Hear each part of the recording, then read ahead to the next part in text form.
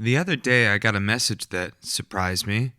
Somebody reached out to me and said that they had attended a songwriting workshop that my wife Scarlett and I had conducted here at the studio, and they are now songwriting and working in studios and attending Belmont University in Tennessee studying pro songwriting.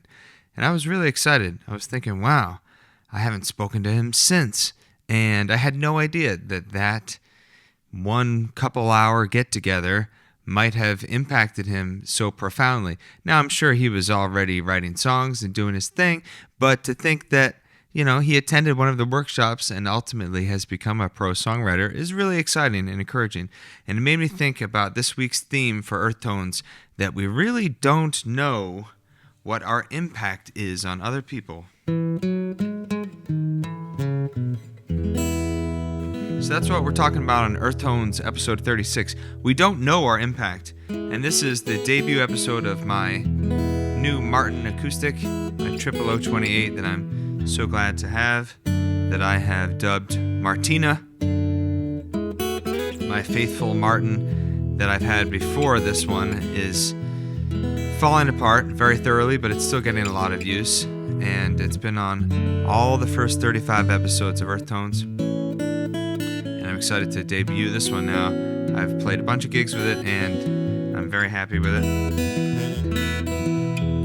So yeah, Earth Tones episode 36. Let's get into that. But first, a sound from our beautiful Earth.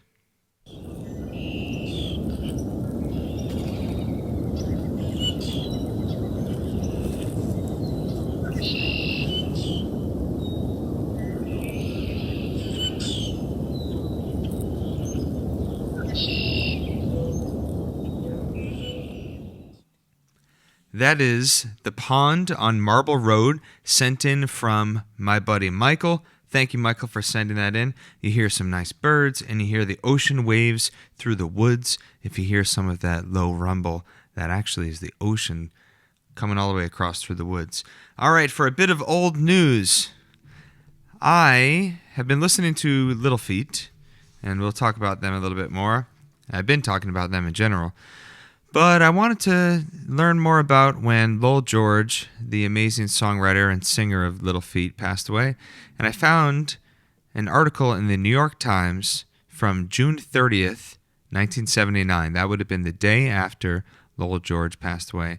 And I'll just read a little bit of it. Lowell George, one of the most creatively important members of the Los Angeles folk rock scene, died yesterday morning of a heart attack in a hotel in Arlington, Virginia, outside Washington. He was 34 years old and had been in the midst of a critically well-received solo comeback tour. According to his management, Mr. George had been awake until 1 o'clock. It seems like it says, it's kind of hard to read, it's from the 70s. This morning at the Marriott Twin Bridges Hotel during interviews. Went to bed and woke up 2 hours later complaining of shortness of breath and chest pains.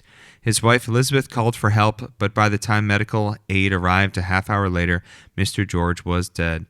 So he was an incredible person. He was in the Mothers of Invention with Frank Zappa, ultimately went on to form Little Feat, and I guess he was playing solo dates at the end of his career there on tour. I haven't seen any information about that, so I'm going to look up some more information on what he was doing at the very end of his life. But 34, that's how old I am. I can't imagine having, first of all, made as much legendary music as he had. I'm still just trying to figure something out. But, I still feel very young, to me anyways. So, poor Lowell George died. I heard he had like a massive, I think he ate like 2 whole pizzas or something. Maybe that's just legend, but he ate like 2 whole pizzas by himself and went to the hotel and died of a heart attack. So we got to be careful. The legendary Lowell George. All right, for our main discussion, we don't know our impact. Here it is. Lately, I've been working on a few different methods of getting more clarity about my purpose and mission in life. I've always wanted to make music, so in some ways I have it easy. I just have to figure out why, how, where, with whom, what it's going to sound like. And I often wonder who might like what I do, and I usually have no idea. Oh, and how are we going to pay for it all? That's always a constant challenge. So I've listened to this podcast, Solved, with Mark Manson, specifically the episode about purpose, a couple times now. It's 4 hours long, and I do highly recommend it. It's given me a lot to think about, and it's been interesting to really work through what I want to do with my life, how I want to impact the world in some way. But it's hard to know what that impact really is. I know I want to make music, teach others how to teach music. Those are things I feel excited about. But I also enjoy hanging out with my friends, traveling, books, eating watermelon. Today, my friend Evan was talking about how fortunate we are to be alive today and able to play guitar, when for all of human history, we were primarily concerned with just survival. Sometimes we can get stuck thinking about how our work will impact other people. It's hard to know. It might be impossible to know. Our interactions with others have reverberations that echo into the future. We don't see most of these impacts. They can be extremely subtle and seem inconsequential in our lives, but to others, these impacts may be significant. Or not. So, we may as well be present and open-hearted, since there's no way to know how we impact others in a measurable and objective way. So that's what I've been thinking about is, we have an influence on other people with all the small things that we do, and a lot of times we have no idea. And some things you might remember that have stuck with you, that to someone else, they might not remember it at all. And I'm not sure what the takeaway is, other than we need to be mindful of the fact that each moment may have, and most likely will have, reverberating consequence of some kind. And so if we can be kind to one another, and we can be present for our musical journey and all of our adventures with one another, then we probably will be aware of how we're impacting people in the moment, and that might mean that we impact each other positively in the future. So that is the main discussion of what I was thinking about. So, for a musical demonstration, I was thinking about something that I was kind of scanning my mind for. What's something that someone mentioned to me that maybe didn't seem significant to them, and yet has been something that has stuck with me. And I thought about my teacher, Rick. I had a teacher, Rick McLaughlin, at the New England Conservatory Preparatory School when I was in high school. And he was talking about augmented. And while he was at the whiteboard talking about augmented, he said, oh, by the way, if you play a fretted instrument, you can play whole tone scales with imagining the number 5 on dice. On a die, 5 has, like 4 dots and then 1 in the middle. And the way that guitars and basses are tuned in fourths, you end up having the whole tone scale. If you were to use that, of course, it falls apart when you go from G to B string, but you have to change it a bit there. But for the lower 3 strings,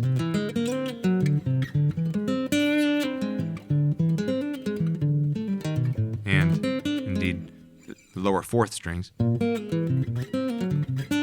you can play that shape. And I remember him saying it so casually that he was like, oh, by the way, it's like a 5. I don't know if that means anything to you. And he moved right on. And it kind of stuck with me. And I was like, oh, I'll go check that out later. So now, oftentimes, like with the Attractors, we'll have a song that'll go to the 5 chord, but it'll be augmented. And I'm often using whole tone, imagining a 5 on a die. Thinking about how Rick mentioned that when I was a teenager. And he probably does not, and he definitely does not remember having mentioned that. I'm sure he remembers the idea, but not having mentioned it to my class. So you never know. The little things that we say might mean something to somebody else and become very useful information to them. What's on the turntable this week? What's on the turntable is indeed Little Feat, the legendary Lowell George. This is another record from my mother's collection. It says her name there, A. McCurdy, on it. It is Waiting for Columbus by Little Feat, a live album released February 10th, 1978. It was recorded August 1st through the 4th, 1977, and August 8th through the 10th, 1977, in London and Washington, D.C. It is so good. However good you think it is, it's definitely better than that. I haven't listened to it all that much. I always had it. I don't know why today I listened to one side of Dixie Chicken, and then I was like, oh, you know what, I'm going to put on Waiting for Columbus. I'm not sure if I even had listened all the way through it before, but I'm going to listen to it a lot more. It's so good. And I guess it's one of their best-selling albums, too. But some of the songs, like, what's that tune? Spanish Moon? Yeah, Spanish Moon. The end of side 2, Spanish Moon. That's a crazy, crazy good track. All right, something that helped me this week. Drinking a gallon of water every day. I was singing a lot, practicing singing a lot. And I got this huge jug that everyone for like a few days teased me about, but now is used to. And now it's got a shoulder strap, and I just bring a gallon of water with me everywhere. And it's got like stars on it and stuff, so it looks, kind of cool. It's better than, I don't think it would set off the lunk alarm at the Planet Fitness. But yeah, I've been drinking an entire gallon of water every single day, which means I go to the bathroom a lot, but that's neither here nor there. All right, that is episode 36. Thank you for listening. As always, I appreciate you for checking it out. That is 36 episodes of Earth Tones. I'm Jake Pardee, your host, and I'm here to always remind you we are a fantastically musical species on a delightfully musical planet.